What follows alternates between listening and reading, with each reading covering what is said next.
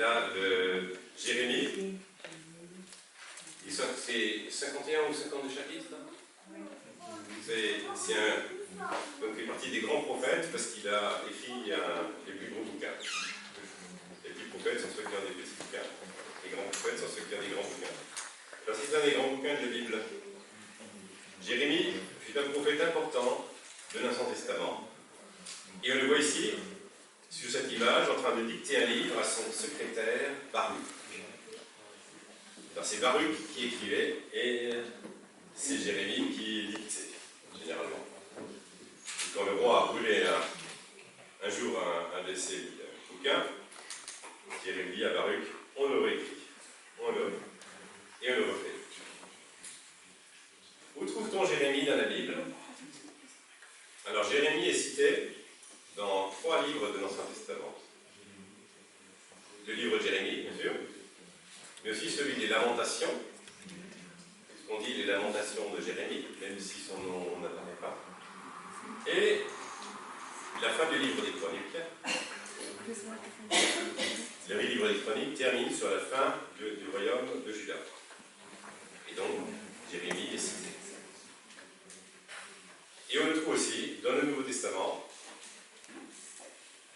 environ 45 versets.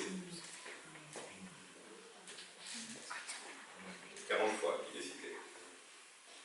Alors, à quelle citation biblique pensez-vous en parlant de Jérémie? C'est pas toujours facile, cette question. Des fois, l'Ancien Testament est difficile à lire. Alors, je vous en propose une qui me paraît être une perle. C'est un « Oh, souviens-toi de mon humiliation et de ma vie errante, du poison, de l'absinthe dont je suis abreuvé. Sans cesse, je me souviens, et j'en suis abattu. » C'est la vie de Jérémie, ça. C'est pas une vie qui était... Ce n'est pas une vie qui était facile. Désolé, je n'avais pas mis les micros en route. La vie de Jérémie n'était pas facile. Donc il parle de sa vie errante, du poison, de l'absinthe dont je suis abreuvé. Sans cesse, je m'en souviens et j'en suis abattu. Mais voici la pensée que je me rappelle à moi-même. La raison pour laquelle j'aurai de l'espérance. Donc au sein de la difficulté, Jérémie est prêt à affirmer qu'il y a autre chose. Et il dit, non, les bontés de l'Éternel ne sont pas épuisées. Il n'est pas au bout de son amour. Sa bonté se renouvelle chaque matin. Donc cette citation est tirée des Lamentations. Elle me semble bien résumer la pensée de ce prophète et sa vie. Il a beaucoup souffert. Et il lui est même arrivé de pleurer sur son peuple, mais aussi de se plaindre lui-même. Parce que c'était pas facile comme situation. Et au travers de ses souffrances, il a su parler d'espérance et de foi. Donc, ça me fait penser aux huîtres.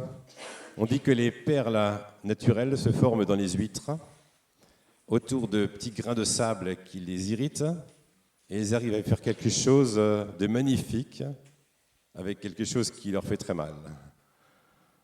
Et les écrits de Jérémie sont un peu comme des huîtres. Il faut chercher les perles. Au travers des choses difficiles à dire, à comprendre. Des fois, les écrits sont rébarbatifs, mais on y trouve des perles d'espérance.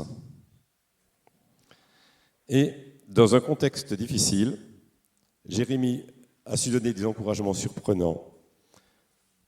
Donc c'est pour nous une leçon d'espérance.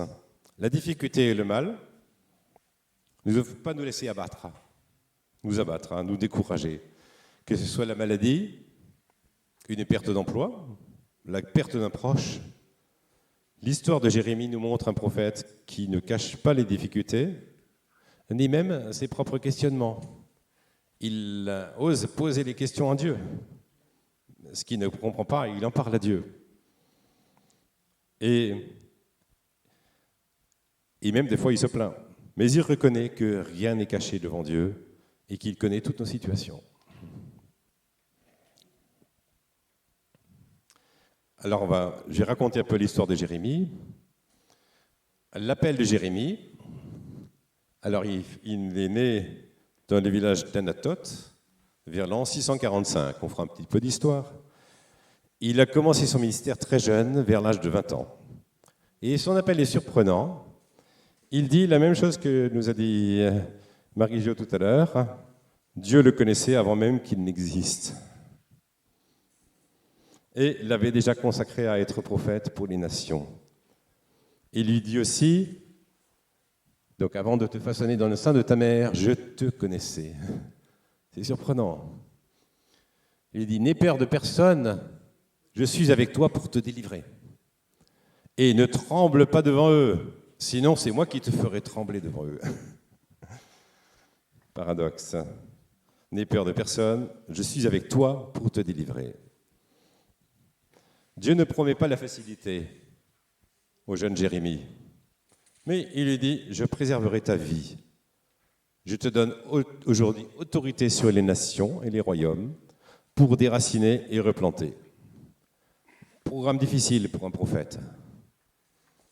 C'est comme il a le boulot d'arracher le jardin, mais il ne verra pas beaucoup les récoltes. Il leur dit, ça va mal se passer. Alors, il a été évidemment mal perçu à son époque. Qu'est-ce que fut son message? Il prophétisa d'abord la destruction du royaume de Juda et la déportation vers Babylone. Alors que la majorité des prophètes disaient le contraire.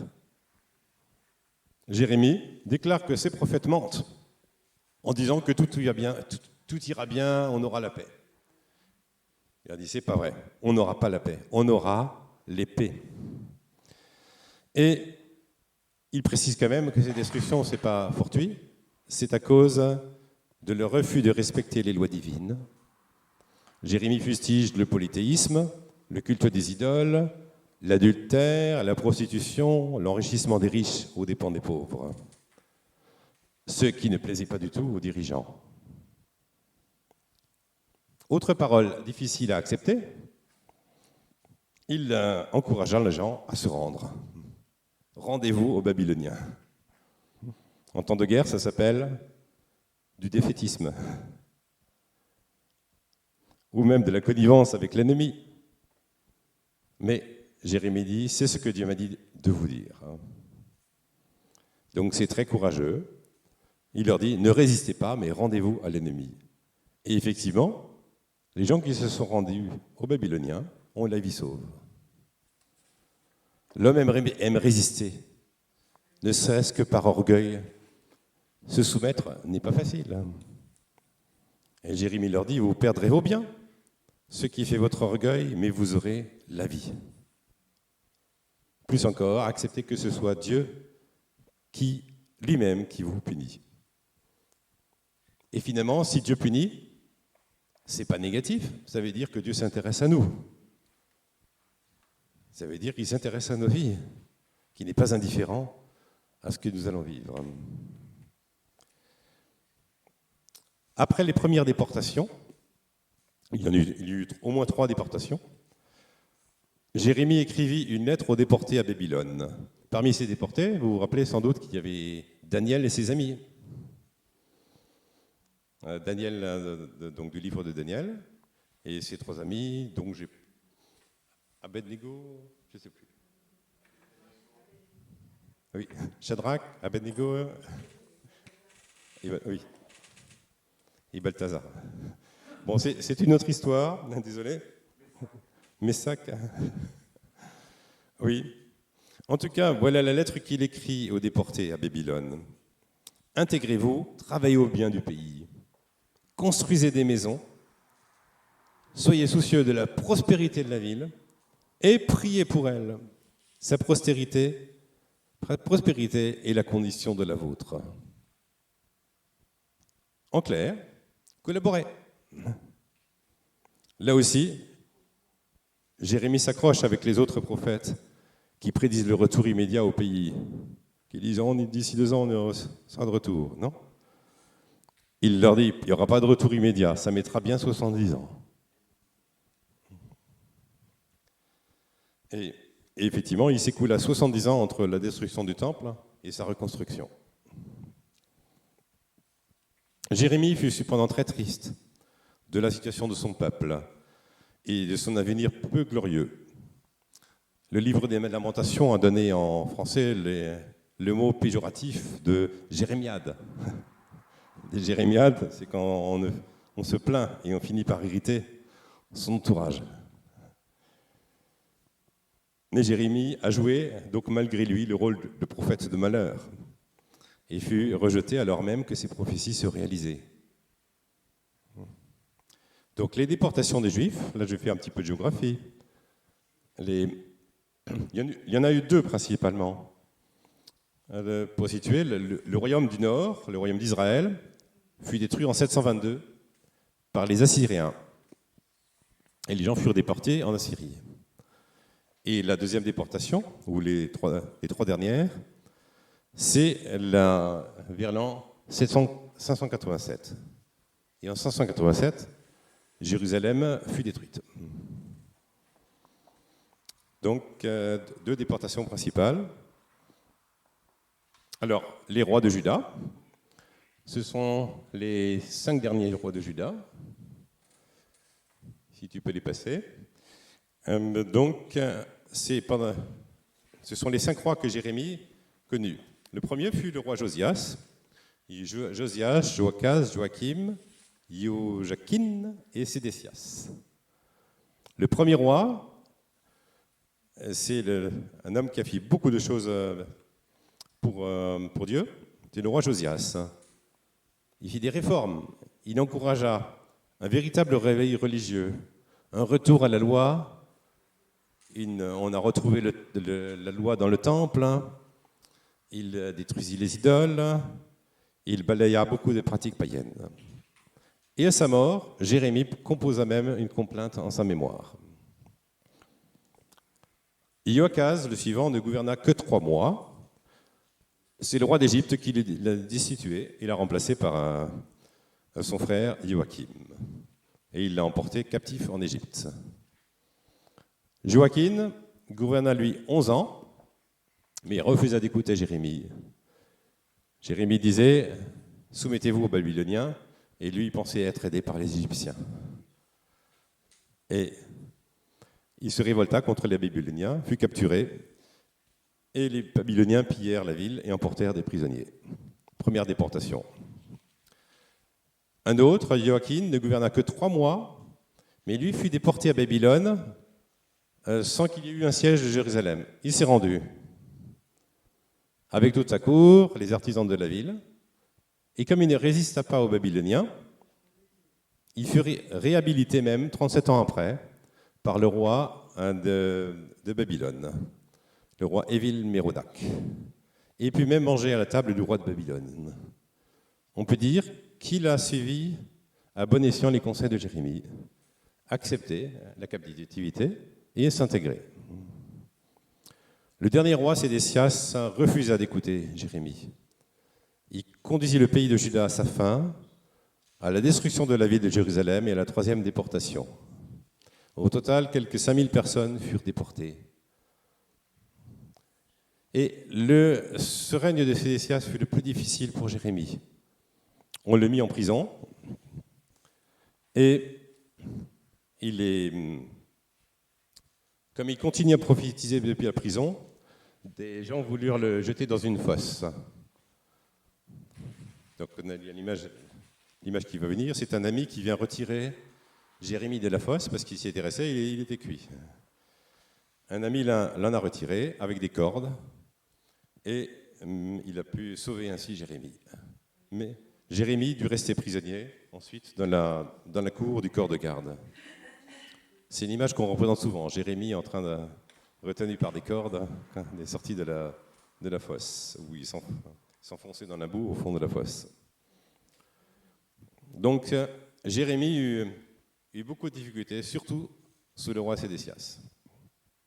Il dut marcher à contre-temps et subir l'opposition, notamment celle des chefs religieux et des responsables du temple. Donc, il nous fait un peu, ce héros de la Bible nous fait un peu penser à Jésus. Oser parler malgré l'opposition. Oser affirmer un message difficile et que les gens n'aiment pas toujours entendre, mais aussi un message d'espoir. Les deux.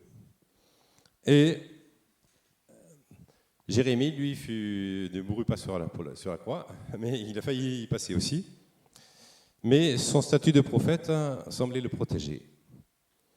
Et un autre prophète qui a dit la même chose que lui s'est fait exécuter, le prophète Uri. Et curieusement, le roi Sédécias, qui était officiellement hostile à Jérémie, l'a fait venir pour le consulter, en cachette. Et Jérémie lui a dit, il faut se rendre, les Babyloniens vont tout détruire. Et Sédécias, le roi Sédécias s'est embêté, il dit, si je me rends, je vais me faire lyncher par tous les autres. Le peuple va me lyncher. Donc il voulait pas ça, il avait peur du peuple. Et il a dit à Jérémie, ne dis à personne ce qu'on s'est dit. Et les gens attendaient dehors, et ils ont dit, qu'est-ce que tu as dit, roi? Et Jérémie a dit, il n'a dit qu'une partie de l'histoire. Il a dit qu'effectivement, il a imploré le roi de ne pas le laisser dans la prison. Du moins pas dans la maison, dans une des prisons, mais une prison plus normale pour lui, plus acceptable, je dirais. Donc, Jérémie a été consulté en cachette, même par son ennemi. Et ensuite, qu'est-ce qui devint à la fin de Jérémie? C'est le roi Nabuchodonosor qui prend Jérusalem, détruit la ville, y met le feu, emmène les prisonniers, tue ceux qui y avaient résisté, et il dit à Jérémie, propose à Jérémie de partir avec eux. On lui laisse le choix. Et Jérémie reste dans le pays. Il choisit de rester avec les survivants, mais il fut ensuite emmené de force en Égypte. Donc, on pense qu'il mourut en Égypte. Alors, après cette histoire de Jérémie, je vous propose d'illustrer une partie de son message. Il aimait beaucoup les images. Alors, voilà quelques images. Alors, un chaudron. Dieu lui montra un chaudron bouillant qui venait du nord, qui indiquait la direction du nord. Et le chaudron signifie l'armée, les ennemis vont venir du nord et détruire le pays. Deuxième image, une ceinture. Alors, j'ai pris une ceinture de haute couture. Ce qu'il va chercher, Dieu lui demande d'acheter une ceinture en lin, en tissu de lin, et de prendre sa ceinture, de la cacher au bord d'un ruisseau, dans une fente de rocher. Il revient quelque temps après, la ceinture est pourrie. Elle ne sert plus à rien. Et Dieu lui dit, c'est l'image de la destruction du peuple. La ceinture fait la fierté de l'homme. Et à cette époque, c'était important. De nos jours, ça dépend un peu de la mode. Ce peuple aurait dû être un titre de gloire et une parure pour Dieu, mais il va perdre son statut. Troisième image, plus connue, parce qu'elle est souvent employée, c'est l'image du potier. Dieu lui dit d'aller voir le potier. Il va voir le potier, il va voir comment il travaille. Et Jérémie voit le potier qui fait un vase, qui le rate, et comme il est raté, il le jette au rebut, et il en refait un neuf. Et il lui dit, c'est ce qui va arriver au peuple. C'est une image de la souveraineté de Dieu. Dieu peut sauver celui qui se repent, mais sinon il peut aussi les mettre au rebut. Mais c'est aussi l'image d'un renouveau de la foi. Dieu peut forger des choses nouvelles. Dieu est toujours à l'œuvre dans notre monde. Quatrième image, le joug. Je prononce le G pour ne pas faire de confusion. Donc, Jérémie porte un joug sur ses épaules. Et il dit aux gens, c'est parce qu'il faut vous soumettre. Vous devez accepter le joug du roi de Babylone. Et ceux qui refuseront seront détruits. Et il dit ça même aux voisins du pays de Juda, pas que aux Juifs. Et un autre prophète utilise sa propre parabole. Il le voit dans le temple avec son joug.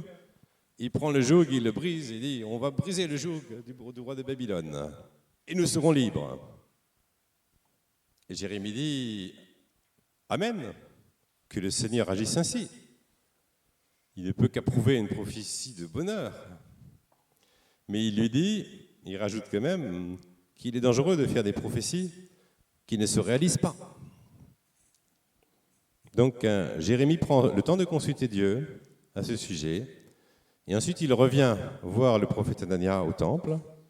Il lui dit son message est faux, et qu'en ses conséquences, il mourra dans l'année qui vient. Ce qui se produisit.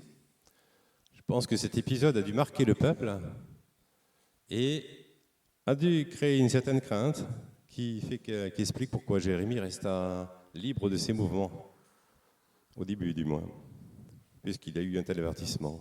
Mais ça peut être aussi un avertissement pour tous ceux qui voudraient prophétiser un peu trop vite la fin de la pandémie, avec toutes les apparences de la foi. Ne parlons pas sans conséquence au nom de Dieu. Dans un sens ou dans un autre, on sera jugé sur les résultats.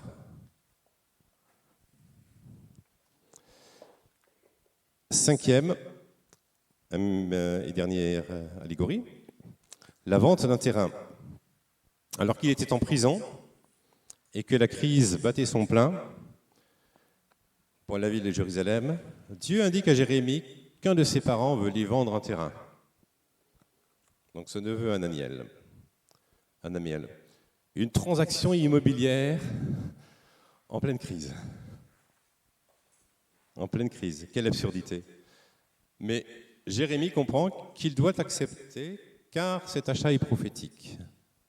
Il le fait dans toutes les formes nécessaires, devant des témoins, avec le notaire de l'époque, paye à son neveu la somme convenue, 17 cycles d'argent, exige que le contrat de vente est un double, un original et un double, et qu'il soit placé dans une poterie pour assurer non-conservation. Donc c'est d'ailleurs la technique qui a permis de conserver les fameux manuscrits de la mer Morte. Par cet acte incompréhensible, le message de Dieu est que le peuple reviendra dans le pays et que la vie reprendra. On achètera des champs, des propriétés dans ce pays aujourd'hui dévasté et privé de ses habitants, du moins des plus riches et des plus instruits. Mais la vie reprendra. L'allégorie montre bien que le message de Jérémie ne fut pas que négatif. Donc même s'il a fait beaucoup de menaces de destruction, il parle de renouveau, d'espoir et même du règne messianique. Il parla par exemple, il prophétisa le retour au pays, mais aussi la fusion des deux peuples, Juda et Israël. Il a dit il n'y aura plus de différence entre le nord et le sud. Il prophétisa l'avènement d'un Messie, fils de David, en disant « Je susciterai à David un germe juste. Il régnera en roi et prospérera. Il pratiquera la justice et l'équité dans le pays. » Il prophétisa que la circoncision s'était périmée. La nouvelle circoncision qui nous fait notre appartenance à Dieu, ce n'est pas un geste, ce n'est pas une scarification sur le corps, mais un changement du cœur, la circoncision du cœur. Il prophétisait aussi la fin des choses anciennes. L'arche de l'alliance est révolue, on n'en parlera plus. On n'aura plus besoin d'objets sacrés pour adorer Dieu. Jérémie préfigure les paroles du Christ qui ira nettement plus loin en prophétisant la fin du temple et l'adoration dans n'importe quel Dieu. Pour les chrétiens, plus aucun objet n'est sacré. Plus aucun pays n'est sacré. La seule condition d'adoration, c'est un cœur tourné vers le Seigneur et prêt à l'écouter. Donc un cœur tourné vers le Seigneur et prêt à l'écouter. Pas d'autres conditions pour adorer. Plus de sacrifices, plus de temple nécessaire. Au passage, Jérémie fut aussi un compositeur. Il fit une complainte pour la mort du roi Josias. On n'a pas de copie du chant, désolé, mais il paraît qu'il est dans le recueil qui s'appelle le recueil des complaintes. Par contre, on connaît le chant Jeunes et vieux se réjouiront ensemble, qui est une parole de Jérémie, celui qu'on a chanté au début du culte. C'est une promesse de rétablissement pour le peuple. Son deuil sera changé en joie et les fêtes reviendront. Cette promesse s'accomplira bien avant Jésus-Christ. Le retour au pays commença environ 50 ans après la déportation. Et le temple fut donc rebâti 70 ans après la destruction de 587. Et ça, c'est une autre histoire qu'on trouve dans les livres de Néhémie et d'Esdras, notamment. Et une autre prédiction très importante de Jérémie, c'est une nouvelle alliance. Voici les jours viennent, dit l'Éternel, où je ferai avec la maison d'Israël et de la maison de Juda une alliance nouvelle, non comme l'alliance que je traitais avec leur père, le jour où je les saisis par la main pour les faire sortir du pays d'Égypte, alliance qu'ils ont violée. Mais voici l'alliance que je ferai avec la maison d'Israël. Après ces jours-là, dit l'Éternel, je mettrai ma loi au-dedans d'eux, je l'écrirai dans leur cœur, je serai leur Dieu, et ils seront mon peuple. Celui-ci n'enseignera plus son prochain, ni celui-là son frère, en disant « Connaissez l'Éternel », car tous me connaîtront, depuis le plus petit jusqu'au plus grand, dit l'Éternel. Car je pardonnerai leur iniquité, et je ne me souviendrai plus de leurs péchés.